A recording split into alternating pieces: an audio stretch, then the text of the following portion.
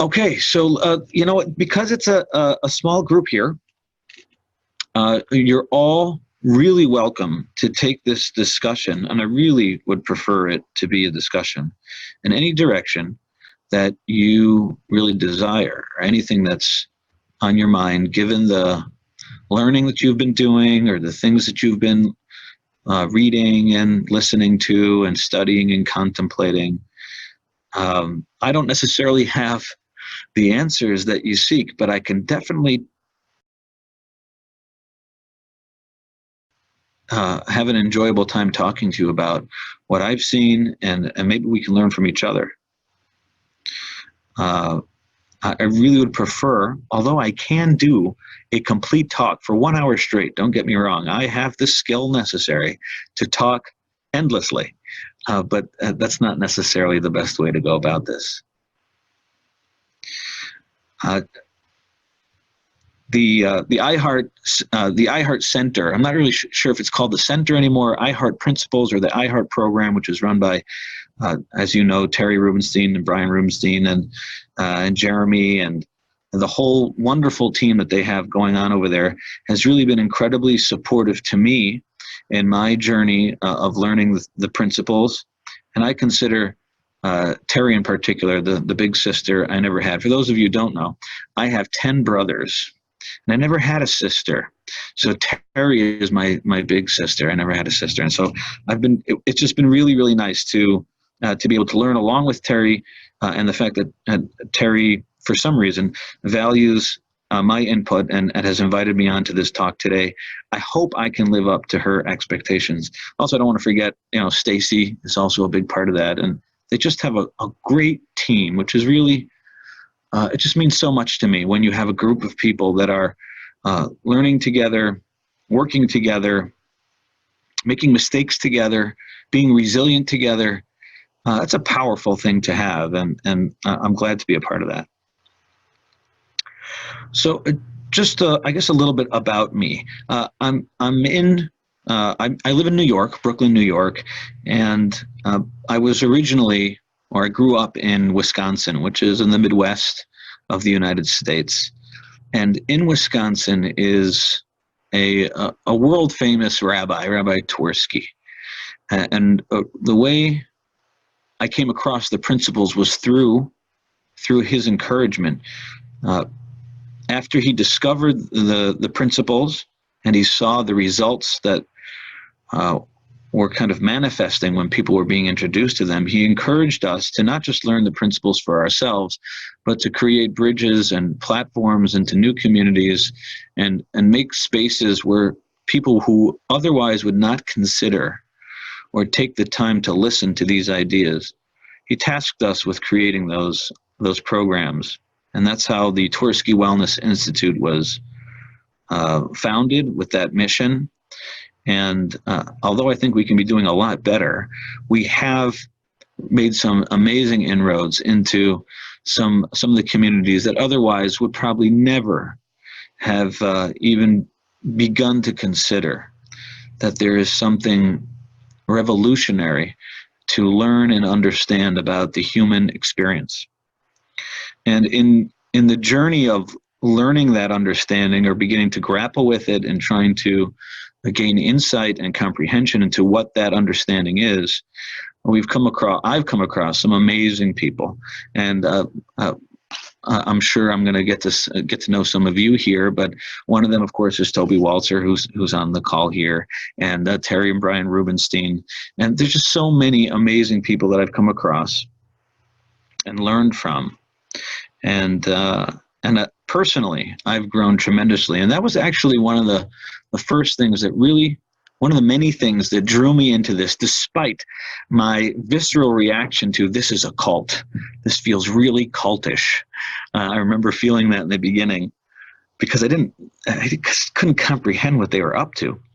But because I came across these, one of the early things that I heard was that sharing the principles professionally or even personally was only possible to the degree that the individual who's sharing actually has seen themselves, which was in stark contrast to the psychological background that I was coming from, which was psychology was largely a science that had very little to do with you. You just master the technique, give it over to your clients, and you're done. You don't have to have personal transformation in your own life to be able to be a successful psychiatrist, psychologist.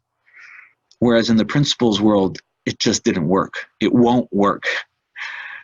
Trying to share something that you have not seen for yourself, well, it's like stumbling around in the dark and trying to describe a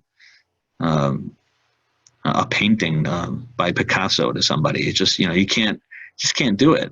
It's fake. And so I really set out I was determined that I was going to make sure that I saw this for myself. And still I stumbled around a lot, where there were things that I thought I saw, or things that I thought I had understood. I thought that I had finally arrested this understanding, and that I had mastered it. And I get repeatedly humbled. There was a point where I realized that I was going to be repeatedly humbled for the rest of my learning, and I kind of got on board with that. So I had less angst over the fact that, I hope tomorrow I don't regret everything I say today. But I do want to start off with that because, first of all, anything that I might say today, I may take it back tomorrow, and I have no shame about that. But more importantly is that the things that are going to be helpful for you today have very little to do with anything that I'm saying. And it will have all to do with what you see for yourself. Now, I gather from the crowd that I see so far and the names that I see, these are things that, these are concepts that you're already familiar with. What took these statements to a whole new level for me was beginning to comprehend the three principles as a logic, as a fundamental truth. Sort of like mathematics has fundamentals to it and chemistry has fundamentals to it. These weren't things to achieve or to kind of master, but it was just a logic that had no room for any other logic. It was a paradigm, so to speak. And that's where the paradigm word came from. The word paradigm was not to take away at all from the fact that the principles must be seen by you through insight, and that they are infinite in nature and can never fully be comprehended. But the word paradigm, when describing the principles, shows us that there is an absolute logic that has no forgiveness with regards to stepping outside that logic. Kind of like mathematics has no forgiveness. When you step outside of the principles of mathematics, it doesn't really care. It's not going to add up. If you try to use a different logic when it comes to numbers, it's not going to work. It's the same thing in chemistry. If you try to ignore the principles in chemistry and you decide, well, I'm putting these chemicals together anyway in my mouth, well, it's going to react. It's just going to do its thing. It's very unforgiving. One of my most favorite quotes from Sid Banks in describing these principles is he called them devastating facts. I just love that language. Now, I don't think he meant that they were devastating to the extent that they make people feel devastated, but they are devastating facts to any other ideas that we might have that are outside of these facts. It just doesn't give way. It can't give way, because the human experience is created through this one single fundamental truth of how experience is created. And every time that we have ideas, and I often have ideas about where else or what else is creating my experience, I find myself operating outside the truth of how it actually works, and I bump into things. It doesn't work out as well, or life unfolds differently when I try to relate to my experiences being created by some other phenomenon. Now, when we examine that, when we begin to look specifically at the logic, the paradigmatic, fundamental, factual logic of how the human experience is being created, although that doesn't sound necessarily those words don't sound inspiring or enlightening or, a beautiful feeling. But still, when we look at that very, very carefully, we begin to see something that's constant and 100% true and reliable, always present, always in play, and that starts to rule other things out logically. So earlier, when I said the statement of that you have to see this for yourself, that isn't just like my experience has shown me that you have to see this for yourself. That really isn't what I'm drawing upon when I make these statements of, well, you have to see it for yourself, or you can only share what you know. These are statements that are drawn out of a principled logic of how we understand, or how we've come to see the truth about how human experience is actually being created. Now, I have nothing wrong with people who like to draw upon their experience for guidance. But often our experience does not add up with how things actually work. And we can have, we can look in our bank accounts and see a certain number. Our experience is that there's a certain number in my bank account, because that was there the last time I looked. But fundamentally, there may be less in there if there was a deduction since the last time you looked at it. It doesn't experience isn't a foolproof, reliable 100% of the time guidance with regards to coming to conclusions about our life.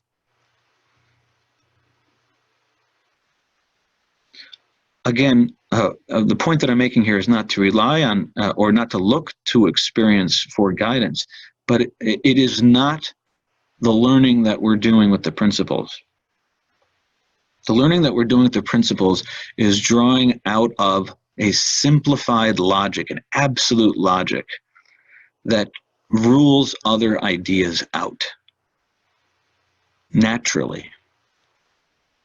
One of the things that's been very exciting for me is that when we look at the paradigmatic fundamental truth about how human experience is actually being created, we find a completely revamped definition of mental health. And that's why today's call is titled Redefining Mental Health. So as I try to get into this topic of this new definition, or this principle-based definition of mental health, I just wanted to highlight that definition is not just something that we've seen through experience. It's something that emerges out of understanding the logic of how human experience actually works. And we've had instances in the past where, given that a new logic has become clear to us, has emerged to humankind, we drew applications. We had to redefine how we thought about things. Now, I'm sure all of you have, in your listening and learning about the three principles, have heard about the following example, where there was a time where sailors thought the earth was flat. That was their understanding. That was their experience. And then emerged this deeper understanding, or this truer understanding of that, no, the earth is round. And out of that logic, certain things changed. They began to ask certain different questions. They began to relate to ship sailing, for instance, in a very different way. Whereas in the past, they had to think about, or they had to calculate for there being an edge somewhere that was unknown. They no longer had to. It just redefined sailing, what was possible, where they could go without worry of sailing off the edge, because with this new understanding, there was no edge. It was just a natural outgrowth of the logic, not of the experience, but of the logic.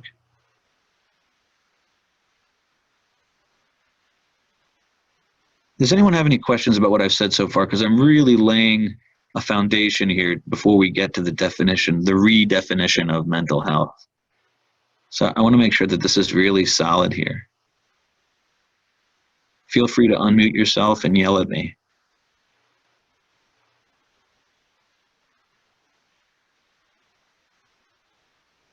Okay. Now, this is a really, really tough one to wrap our minds around without having the logic squared away. If a person has not yet seen for themselves that in actuality, in fact, the human experience is an independent creation that emerges from what we're referring to as, for short, thought as thought in the moment, or another metaphor that's used is the three principles. There's this phenomenon that people experience something or everything from within. That is a ironclad truth, that there is absolutely nothing that you can experience in life at all unless it is manifesting through these three principles via thought in the moment. If someone hasn't gotten a glimpse into that yet, it will be very difficult to hear the new definition.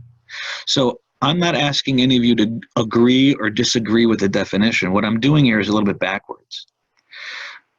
What I'm going to share with you is this new definition of mental health, and that if you have not yet seen the principles, that definition would help be an arrow towards, well, what has to be true in order for this redefinition to be a real definition? Like what else would have to be true? And it would just act as an arrow. But I'm not here at all to debate this definition today. I'm not here to debate it. I just want to highlight that through seeing this logic, we've been forced, really, to redefine mental health. Now, currently, the current definition of mental health is really simplified, is that there's a set of feelings and behaviors that are considered positive or healthy, and there's another set of feelings and behaviors that is considered unhealthy, negative, and that the entire field has bought into that definition and has set out with the singular focus of helping people be in a specific set of positive, good feeling type of situations or experiences, because that is health. There's this crusade to be healthy. And in order to achieve that, the pursuit is to achieve those positive feelings and being very functional. And there's also a pursuit to diminish the negative feelings and to prevent dysfunction.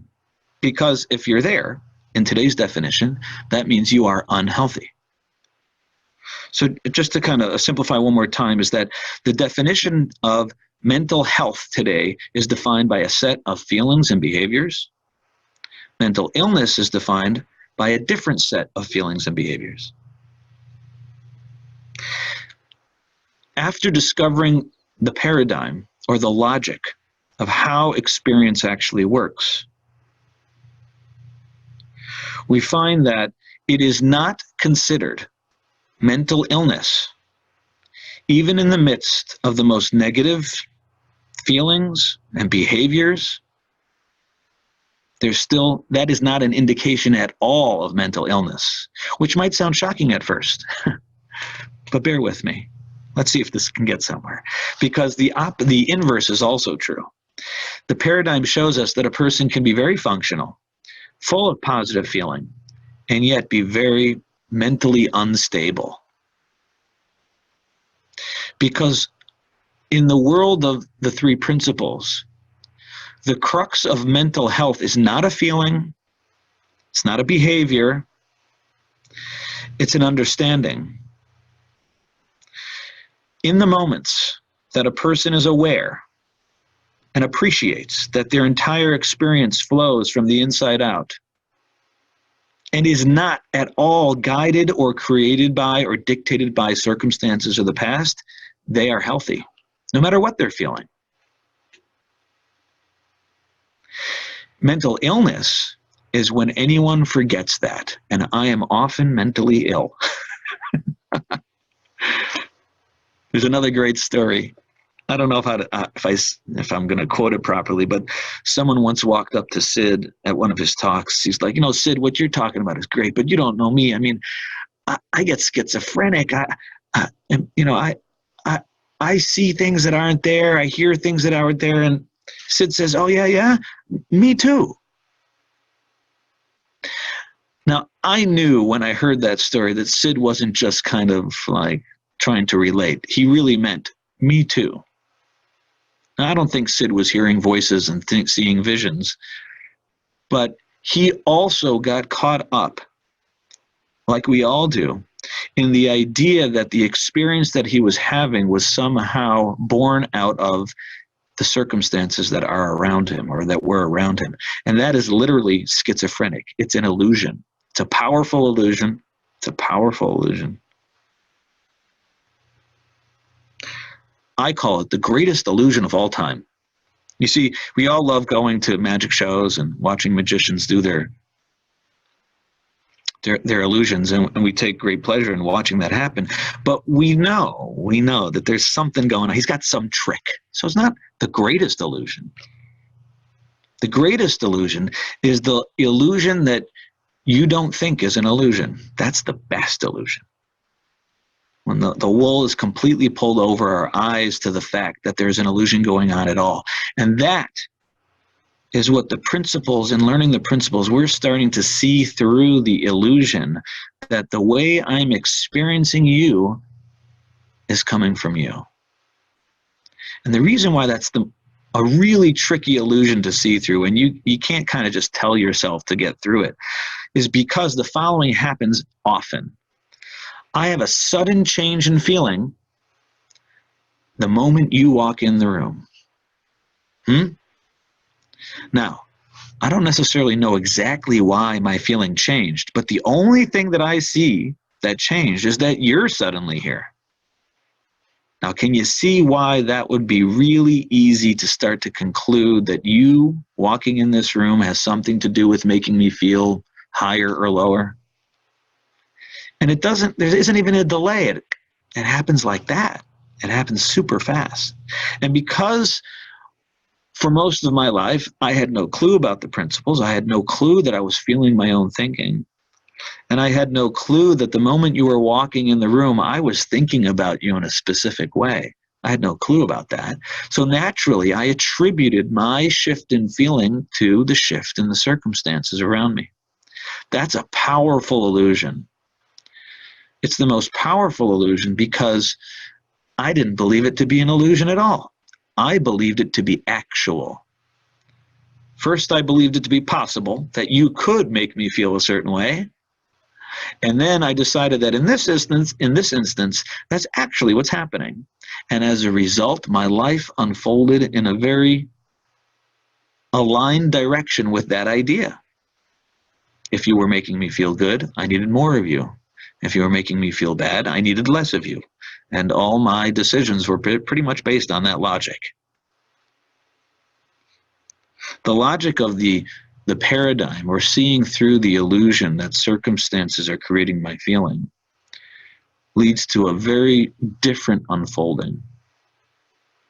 In the moments that I know that my feeling can't be coming from you, even though it feels like it, the way I relate to you would be very different, or will and is very different. Naturally, it's just going to be different. It's going to be harder for me to blame you, as much as I'd like to. It's going to be harder for me to stick with that, knowing logically that it's impossible.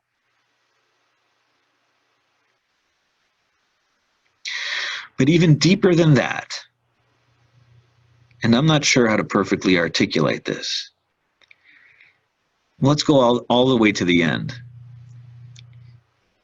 In gaining an appreciation for the principles,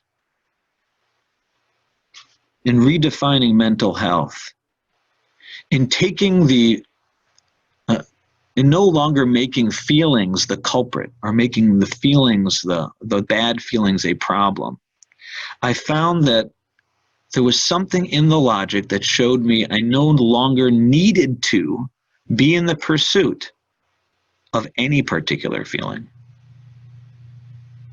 That whole endeavor kind of petered out,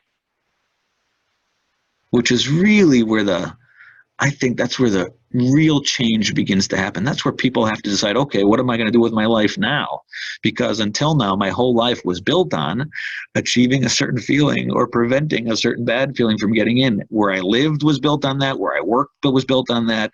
Who I hung out with was built on that. What I ate was built on that. How I slept was built on that. I mean, what I did on my vacation was built on that. There was everything was built on the idea that if I got my circumstances just so, I would have a certain feeling. Not only do the principles reveal that that is false, you can have all your ducks lined up in a row, you still can't guarantee a feeling. You still can't know how you're going to think about it in that moment. But more than that, there was no longer a panic in, I'm feeling a way that's unhealthy. I'm having negative feelings. I better do something about it right away. That construct, it just kind of dissipates, which I think highlights something that I struggled with a lot with the principles. I, in the beginning, thought the principles or learning the principles were something that was going to afford me a beautiful feeling 24/7. Now, I wasn't as bad as some other people where they'd come to a conference or a seminar and they'd feel just peachy. And they're like, that's it, I've arrived. And then they'd go home and 2 weeks later it wore off. They're back to square one. And they had no answers. I wasn't that bad. I never got the peachy feeling. I just kind of stayed the same in my feeling. I never had any nirvana moments or some super enlightenment. I just kind of stumbled along. So I didn't struggle that bad. But I did struggle with the fact, like, aren't the principles supposed to make me feel good? Why am I still sometimes not feeling good? And until I saw the principles in a paradigmatic, factual way, I saw the principles were not guaranteeing that I was going to have a perfect feeling or a wonderful feeling. The principles were showing me that no matter what feeling I'm in, I'm safe.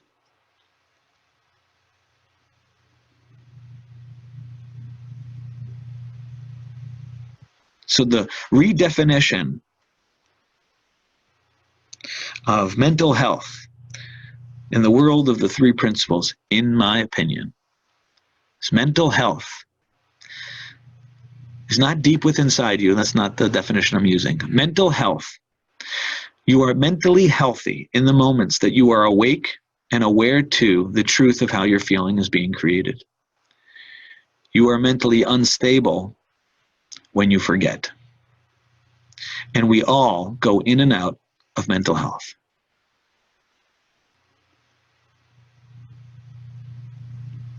Sometimes out for long periods of time. But nonetheless, the principles afford, and this is kind of where, when a new paradigm emerges, you're forced to kind of redefine things. In the past, we would look at someone who's depressed for 6 months or a year and say, oh, they're mentally unwell. Well, no, not necessarily. I can be depressed and down for a long period of time, whatever. I'm still okay. Asterisk here. Still follow your psychiatrist's orders, and if you're having trouble and if you feel that it would be helpful to talk to someone, well, talk to somebody. I'm not saying not to do any of those things, but it's way less urgent when it's clear to you that there is nothing broken about your world inherently. There's nothing wrong with you inherently. And it is tough to see through sometimes. It is really tough to see through the illusion. I think I spend the majority of my time with clients who, although they don't say these words outright, but they're trying to convince themselves and me that there's something wrong with them.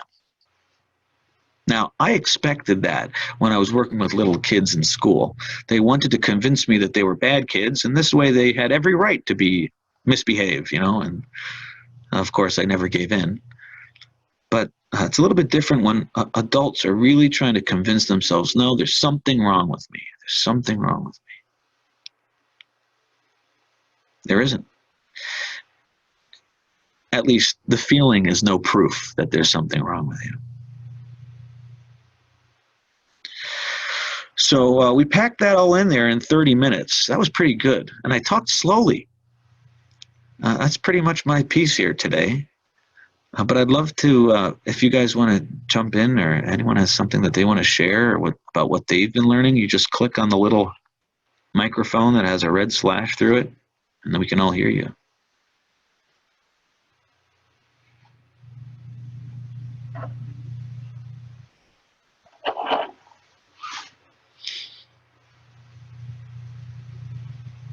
Cam, you got something cooking?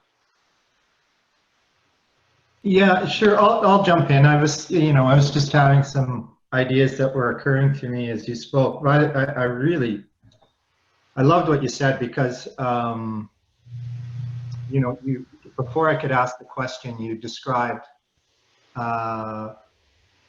fairly closely the situation that occurs to me on a regular basis, and what I call it is it's just habitual thinking, and it's about certain people, but at various times I think exactly the same thing about these people in that, and I'll try to explain it, because I'm already getting confused listening to myself. I'm with you. What's that? I'm with you. I got those people in my life too. Yeah. And it's like, they may not be responding in the way that I think they should be, or like nothing's happening. This is just a scenario that's playing out in my head. So it's not like I'm even in the same room with them and they walk in and I'm disturbed, or they're not giving me enough attention when they're in the same room and I'm disturbed. It means that I'm sort of cooking up scenarios in my head about what it means, when there's not a call back, or when I haven't heard from people, and if it's resolved with one person, that doesn't stop me. I just move the periscope over to the next class of individuals, and the same kind of feeling about what's going on with them occurs. So your example was very sort of relevant for me, and like you say, it every once in a while it sort of lands for me where the experience is coming from, and it's absolutely clear to me, and there's kind of a moment that I would describe as intense grief along with wonderful relief. It's kind of a bittersweet experience that I've been doing this thing my whole life, and it's caused me quite a lot of distress. And so there's a little sort of there's an opening, right? There's a little peek of the truth of that, and then something kind of sneaks in the back door that's basically telling me, well, you have to sort of investigate and try to figure out what the truth of the situation is, or you're going to find yourself in a very difficult situation, which is just, I look at it as sort of a backdoor way of living in a sort of a split paradigm type of thing. But so that's just to say to you, first of all, thanks for bringing that up, because it comes up. I ask that question, where do I think my experience is coming from? Sometimes it provides me with some insight, and sometimes it's just kind of a niggling doubt about the fact that it appears to be coming from this other individual. And when it does land for a moment, another sort of way that I wriggle out of understanding is to say that, oh, it isn't them, but it's me. So there's me taking responsibility for thoughts that I don't really have a part in creating, and yet that's another sort of sticking point that I've heard in this understanding. And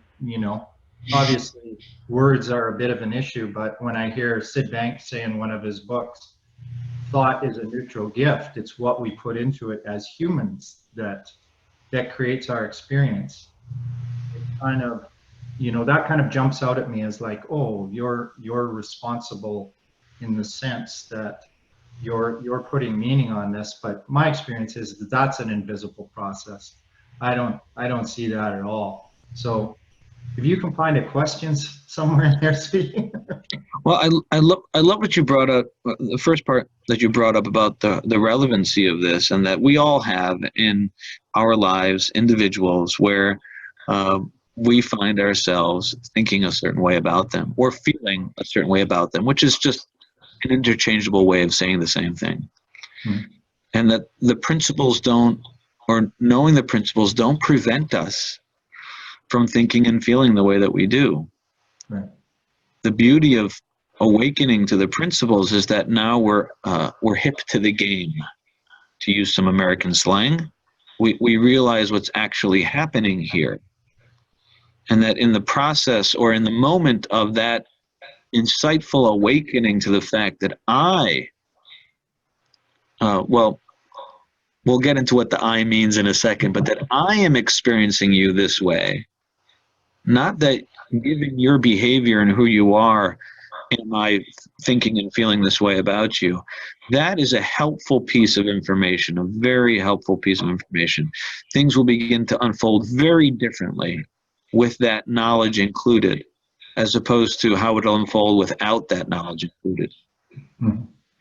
Now, to talk a little bit about the I, and this gets a little sticky because this is your second point about, well, is there some, as you quoted Sid, that it's what we've been putting things into the power of thought since the day we were born. There are conflicting if I don't understand Sid, that's why they're conflicting. But there's other statements like, you are all innocent. It's the innocent misunderstanding. And when Sid would talk about personal responsibility, and when I talk about personal responsibility, I do not mean blame. Mm-hmm. I have not come yet to the end of understanding why is it that I am thinking and feeling this particular way right now. I do know, though, that I am not thinking and feeling this way because of the world. And it's that pivot that is tremendously transformative each time you see it. Even if you can't yet come to the end of the game and get your finger on why this particular thought and feeling is showing up now, like what's going on in these upper realms, and did I choose it? Is the paradigm just giving it to me? And like, what's all? I don't know. I really don't. I haven't figured it out. But I do know it's not you. It's not my genetics. It's not my chemistry. It's not my past. I know it's not those things. And to me, it's really that correction that changes everything. And it's not about having a million different insights. It's about having that one insight repeatedly. Mm-hmm. That one insight. Each time the mother-in-law comes over, if you have that one insight, each time your kid talks disrespectfully, if you have that one insight, each time you lose, well, let's be positive here. Each time you win a bunch of money in the market, that one insight will always keep you safe. It will keep you secure. The reason why I mention that is because it was a really transformative moment for me. Like, I have very few moments where I actually remember being in the room when I learned something. Usually it's, oh, I must have learned something these past few months because that question isn't a question anymore. But this one, I remember it happening. And I was talking with Dr. Blevins and his wife, Valda Monroe, and I remember him saying this concept of it's just one insight. I remember thinking to myself, no, it's not. I have a whole list here of insights that I need. Most of them are about money, right? So I asked him, I said, what do you mean by that? It's always one insight. Aren't there lots of things to have insights about? And what became clear was that, yes, there's lots of things you can have insights about, but the three principles insight, that particular insight is always the same insight. It's the same one insight. It's remembering again, not intellectually, waking up again to the fact that you are not feeling the world around you. You are not feeling your circumstances. Each time I remember that, each time I'm reminded of that, it changes the game. It settles me down.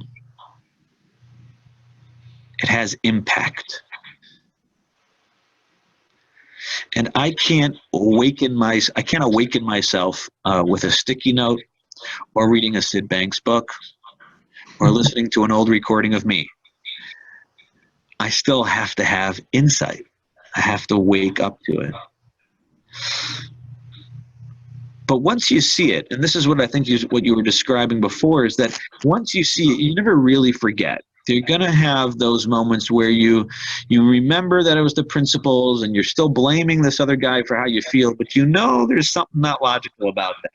You never really perfectly forget once you've gotten glimpse. And that's helpful too. So even in the moments where you've gone a little dark, you've gone a little blind, it still carries you differently. So thank you for sharing, Cam. I appreciate that. Thank you very much. Anyone else? Brandy, I think I saw you on mute for a moment there. Maybe that was an accident. I don't know if you guys noticed or not, but I love talking about this stuff. So it's not that I'm passionate. I just really enjoy myself.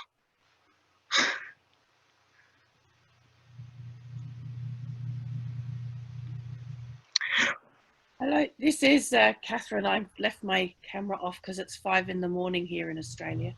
Oh, that's commitment. 5 a.m. Wow. Hi, Catherine. It was 4:30 when you started. I was just listening to you, and because I have a particular client, and she is so stuck in this intellectually. And so stuck on the idea she has to do something.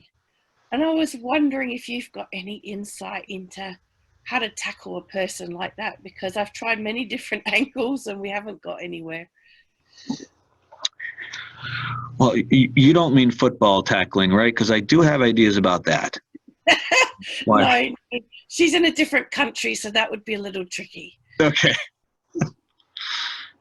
Well, whenever I get a question like this, I want to be very clear at the outset that I really don't know.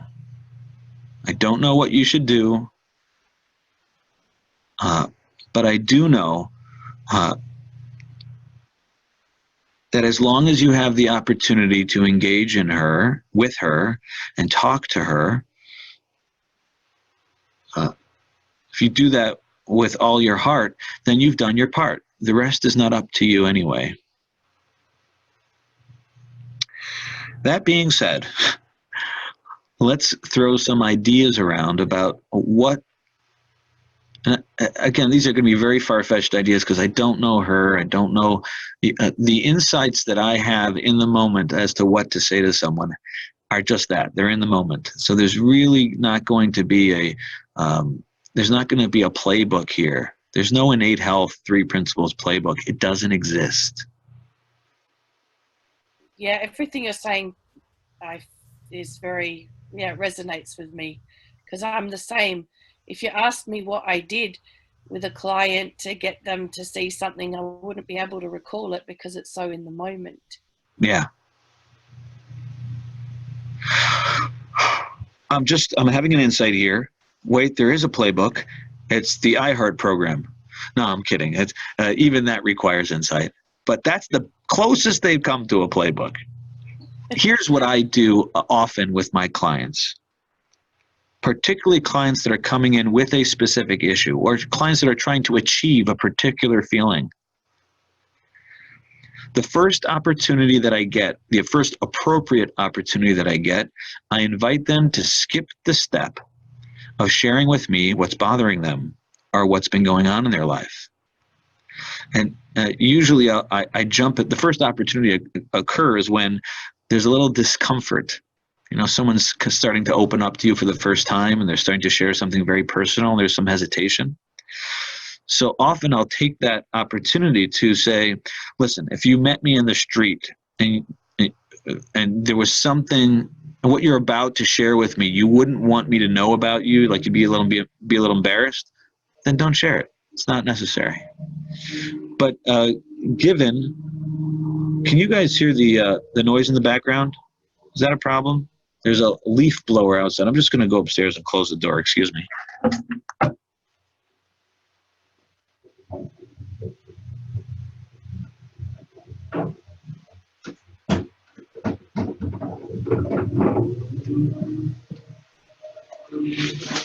Is that any better? A little better? Okay.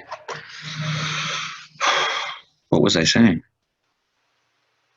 Yes. So I invite them to skip that step, and the first opportunity I get, I ask them, hey, you know what? Let's talk about something that looks really irrelevant. Would you be interested in doing that? Are you open to having a conversation about nothing about you or what you're going through? Let's set that all aside for a bit. Now, Catherine, given what you've shared so far, it sounds like that opportunity, that ship has sailed. She's already shared all that stuff with you. You've already gone through a lot of it. But that doesn't mean the opportunity to invite her to have a conversation about someone other than her is still available. And what that might do, and again, I don't know her temperament. She may be like, no, I'm paying you money. I want to talk about me. It may not go. But often when they have themselves off their mind, they then can look neutrally, have a very philosophical kind of reflective conversation about how do we understand how human experience works? Do we really know? What do you think? This is what I think. Could there be principles? What would principles look like? And you have a few conversations like that. She'll have her own insights about the relevance of those conversations in her own life, usually after the session, maybe 3 weeks later. So that's the first thing. Yeah, that makes so much sense, because when it's not about them, the ego settles down and stops getting in the way, and there's an opportunity for the message to actually get through. Absolutely. That's why I love his books, because he's done it as a narrative. The ego's happily at rest, not realizing that you're actually learning something. Yeah. There are people who know how to share the principles without saying a word. I'd love to see that. Oh, no, it's a secret. I can't tell you where they are. That's not fair. That's a teasing. Well, it's you, see. Or really what I'm trying to say is that the sharing of the principles, for me, I consider it very uneconomical to share the principles using words. It's kind of like the worst way to go about it. The very best way to share the principles is by living it. And people kind of pick up on the dynamic. Yeah. I think Sid lived it. But there are a lot of people that you already know that live it. They may not be able to express it in words, but anyone who's naturally resilient, gets over things, can see someone else's perspective without flipping out, even if it's in stark contrast to what they think. People who aren't busy predicting how they're going to feel in the future. People who are not blaming their past. People who are naturally that way, they're living the principles. Those are all implications that flow out of understanding the truth of where experience is coming from. But maybe as some of you have suggestions for Catherine, what else? I don't know what else to do. I think I've got an idea how to tackle it. I've got to stop her talking. That might not work so well, but you know her better than we do, and that might be the way to go. Yeah. She's so caught up in her story that I don't think she listens. Now, Catherine, I would like to mention a couple other things. One is never, if you know the paradigm, you will logically never lose faith in the fact that she can see the principles. She can recover. She can settle down. The truth shows us that. She's had moments There you where go. she's realized that. But yeah, she's just, what she's struggling with is anger. And because she's just getting angry with everybody, it's just turning the whole household upside down. And so then she gets desperate to fix it. But she has gone through whole periods of time where she's surprised herself about how calm she's been, Right. regardless what's been going on. So she does know. She can see it. But then So you know, it's not just a faithfulness or inspiredness. You know logically that she is wired to have insight. So Yes. there's never a moment where you can say this woman is beyond help. It just doesn't exist. Secondly, you're still never going to, or you're going to try not to be fooled into believing that you are going to make her have insight. Yeah, of course. We don't possess that power. I sometimes think I have that power. But and then I get reminded with the next client, which ends in a miserable failure. I get reminded, I get humbled. So I think if you can logically maintain faith in her, and you can logically maintain a humility about yourself, I like that recipe. That's a good recipe. There's no guarantees that it's going to work out for her, but that's a nice solid ground to stand on. I like that. Yeah, I agree. Thank you. Thank you for the question. Thank you for the answer.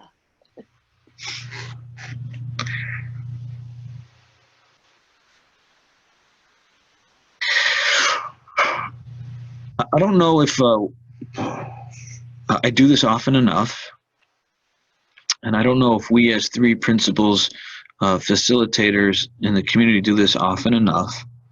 But I want to do more than just give lip service to the fact that we forget the principles. Now, I want to be as dramatic as I can about this because I want this to get through.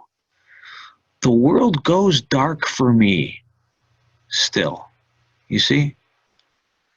It doesn't stop happening. Very dark.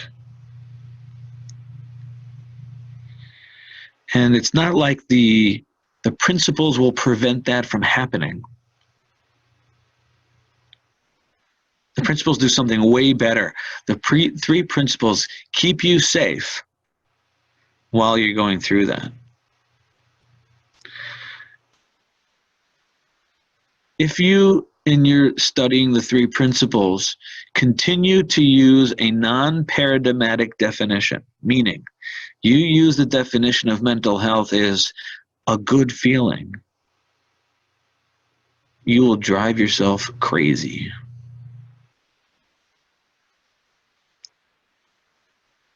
The definition doesn't fit in this world. This is a new world. It's a true world with different definitions, with different implications, different questions. The desire to maintain a particular feeling or to achieve a particular feeling does not fit in this world. It does not exist in this world. It's a remnant vestige of the old ego that existed in the non-true world where we thought that we could and should maintain a particular feeling.